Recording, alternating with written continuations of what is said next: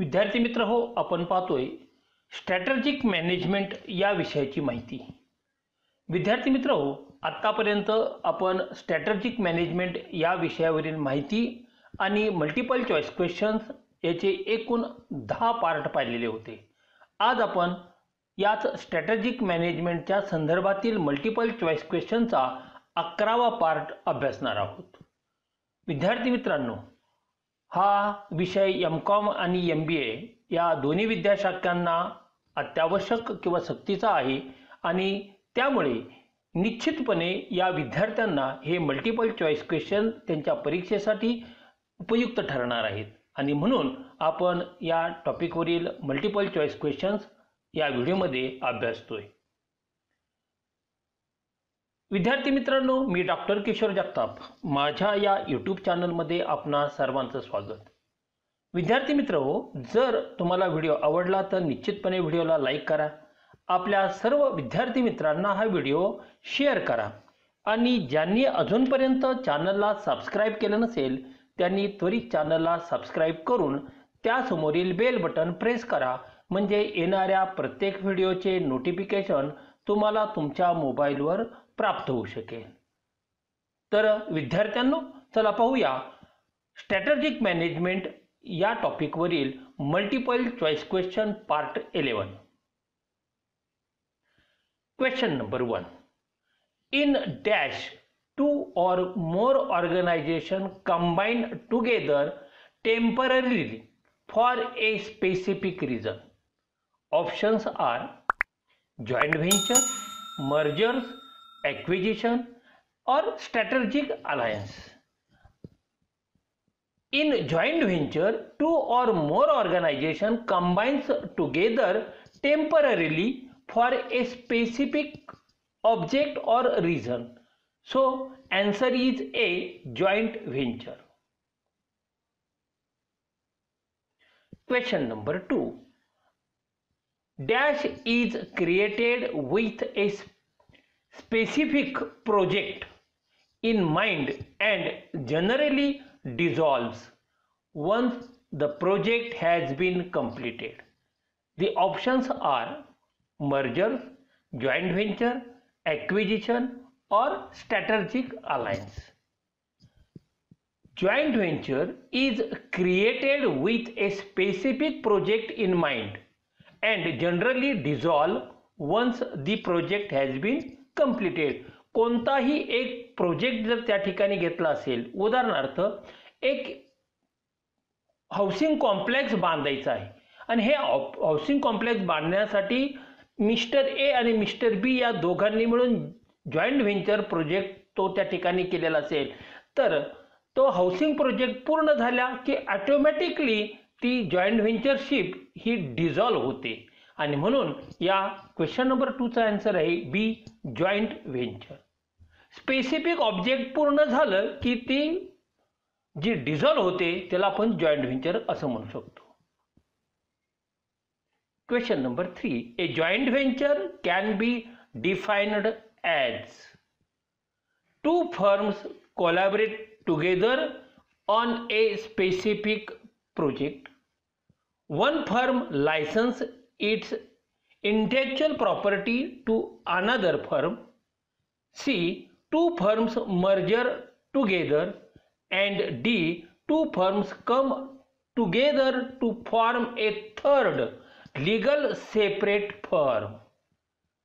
म्हणजेच तुम्हाला या ठिकाणी लक्षात येईल की जॉइंट व्हेंचर म्हणजे काय, तर दोन कंपन्या त्या ठिकाणी एकत्र येतात स्पेसिफिक ऑब्जेक्ट अचीव करण्यासाठी, त्या लीगली त्या ठिकाणी एकत्र येतात आणि थर्ड नावाने ती त्या ठिकाणी आपलं वर्क करत असतात आणि म्हणून आपल्याला या ठिकाणी आन्सर सांगता येईल a joint venture can be defined as two firms come together to form a third legally separate firm. That is D is the answer. Question number 4, factors encouraging joint ventures are uneconomical separate existence नाही, risk of business get share नाही, sharing competency of each other नाही. फक्त हे तीनच नाहीत तर हे सर्व फॅक्टर्स त्या ठिकाणी आहेत आणि म्हणून आपल्याला असं म्हणता येईल की factors encouraging joint venture are uneconomical separate exist, risk of business get shared and sharing competency of each other. हे तिन्ही फॅक्टर्स आहेत आणि म्हणून या प्रश्नाचं उत्तर आहे D, all of the above. Question number 5. Which of the following conditions for joint venture? Joint व्हेंचरला कुठल्या कंडिशन्स खालीलपैकी ॲप्लिकेबल आहे? When an action is non-financial for an organization, हो ही कंडिशन जॉइंट व्हेंचरला आहे. When the risk of business has to be shared, yes.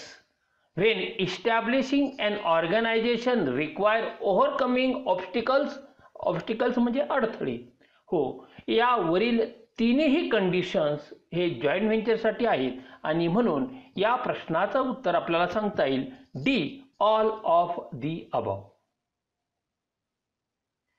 Question number 6. Which of the following different types of joint venture? Option तुम्हाला joint व्हेंचरच्या टाईपचे दिलेले आहेत ए, बी आणि C या पद्धतीने. A मध्ये between two Indian organisation in one business, yes तो एक प्रकार जॉइंट व्हेंचरचा आहे. Between two Indian organisation across different countries, हो हा देखील एक प्रकार जॉइंट व्हेंचरचा आहे. Between an Indian organisation and foreign organisation in India, हा देखील जॉइंट व्हेंचरचा टाईप आहे. म्हणजेच ए, बी, सी हे तिन्ही टाईप्स जॉइंट व्हेंचरचे आहेत आणि म्हणून आन्सर आहे D, all of the above. Question number 7. Which of the following are benefits in joint venture? Joint व्हेंचरचे खालीलपैकी कोणते बेनिफिट्स आहेत? ऑप्शन तुम्हाला त्या ठिकाणी दिलेले. इट रिड्यूस द रिस्क, हो त्यासाठी तर जॉइंट व्हेंचर केलं जातं. It helps to enter a new industry, हो दोन फर्म एकत्र येऊन जॉइंट व्हेंचरने नवीन इंडस्ट्री त्या ठिकाणी सुरू करतात, नवीन प्रोजेक्ट सुरू करतात. C, it minimise the single companies investment, हो दोन कंपन्या आहेत, माझी एक कंपनी आहे आणि अजून एक्स व्यक्तीची कंपनी आहे, दोघांनी एकत्र येऊन जर प्रोजेक्ट केला तर निश्चितपणे एकाला जी इन्व्हेस्टमेंट करावं लागणार आहे ती रिइन्व्हेस्टमेंट दोघांमध्ये विभागली जाते, म्हणजेच इन्व्हेस्टमेंट हे मिनिमाइज होऊ शकतात. याचाच अर्थ असा की ए, बी आणि सी हे सर्व बेनिफिट हे जॉइंट व्हेंचरचे असल्यामुळे आपल्याला आन्सर सांगता येईल D, all of the above. Question number 8. A joint venture can be defined as. Joint venture काय आहे? ए, two firms collaborate together on a specific project, no. One firm license its intellectual property to another firm, no. Two firms merger together, no. Two firms come together to form a third legal separate firm is known as joint venture, so answer is D. Question number 9. Dash is a cooperation between two or more independent firms involving shared control and continuing contribution by all partners for mutual benefit. Options: strategic alliance, joint venture, merger and acquisition. Acquisition, merger आणि joint ventureचा याशी काही संबंध नाही, तर strategic alliance is cooperation between two or more independent firms involving shared control and continuing contributions by all partners for mutual benefit आणि म्हणून answer आहे A, strategic alliance. Question number 10. Which of the following are reason for strategic alliance. म्हणजे मित्रांनो लक्षात आलं का तुमच्या 1 ते 8 प्रश्न हे जॉइंट व्हेंचरचे होते आणि 9 पासूनचे प्रश्न हे स्ट्रॅटेजिक अलायन्सच्या संदर्भात आहे आणि हे स्ट्रॅटेजिक अलायन्स आणि जॉईंट व्हेंचर हे दोन्हीही स्ट्रॅटेजिक चॉईस किंवा ऑप्शनचे टाइप्स आहेत. क्वेश्चन 10 चे ऑप्शन्स तुम्हाला या ठिकाणी दिलेले आहेत. To enter new market, no. To obtain competitive and strategic advantage, no.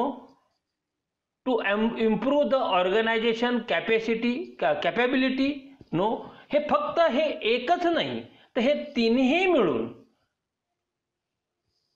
हे तिन्ही रिझन्स हे स्ट्रॅटेजिक अलायन्सचे आहेत आणि म्हणून आपल्याला म्हणता येईल to enter in new market is a reason of strategic alliance. To obtain competitive and strategic advantage is a reason for strategic alliance. To improve the organizational capability is a reason for strategic alliance. Therefore, all of the above are the reason for strategic alliance. So, answer is D, all of the above. Question number 11. Which of the following is not a strategic alliance? खालीलपैकी कोणतं strategic alliance नाही?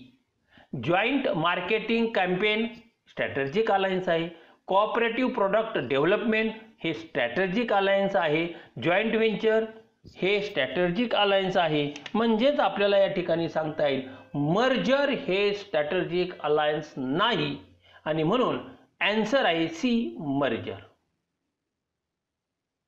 Question number 12. What is the most frequent internal motive for a strategic alliance?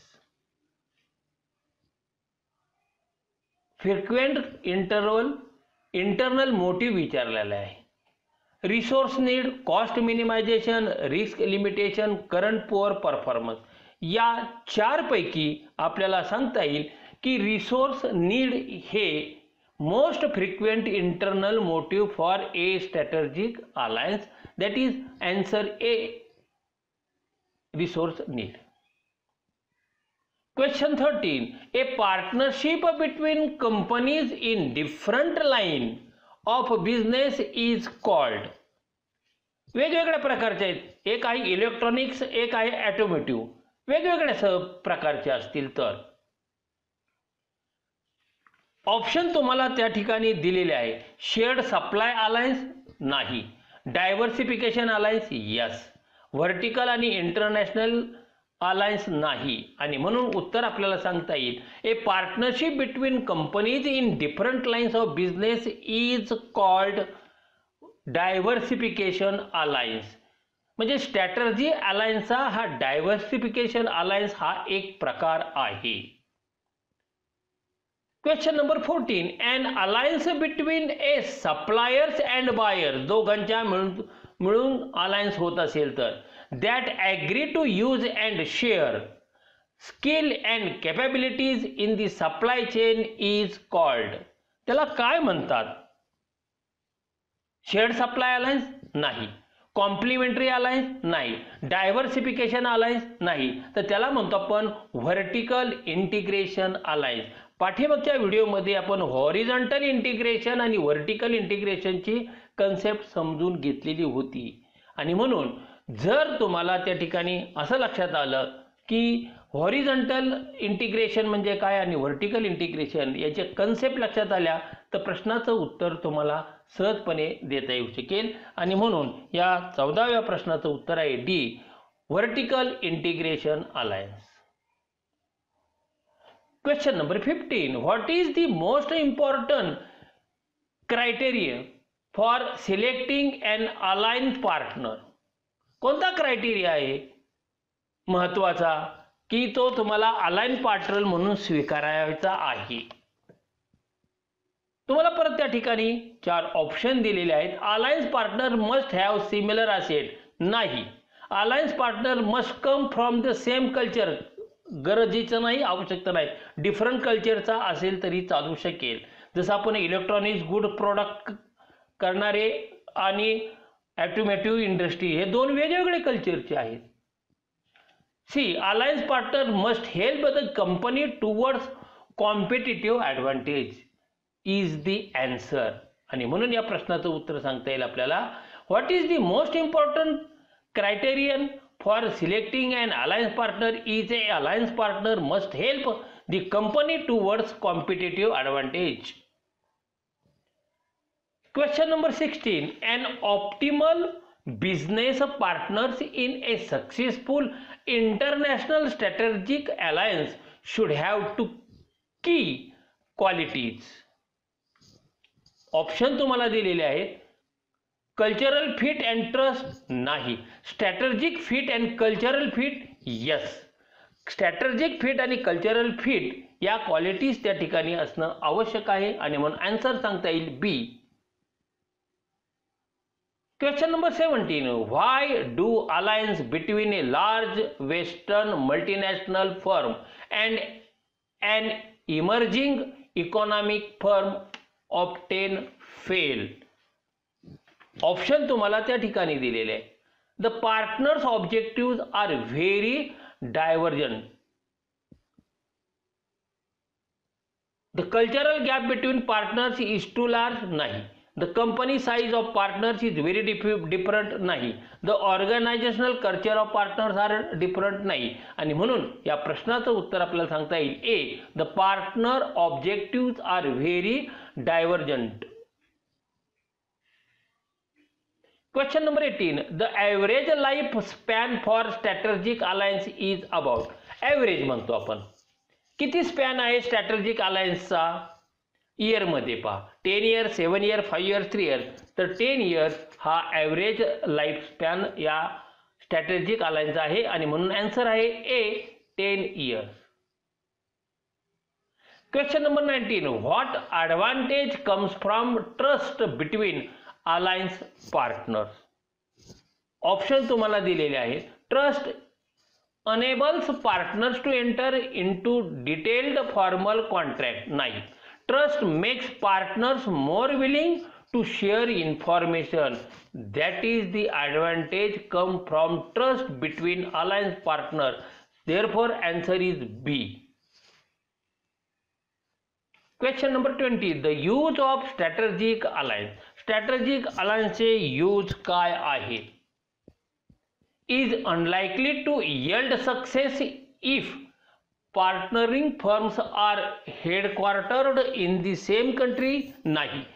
May be too restrictive to facilitate entry into new markets नाही. Usually increases the investment necessary to introduce new project नाही. The use of strategic alliance is more frequent than other type of cooperative strategies.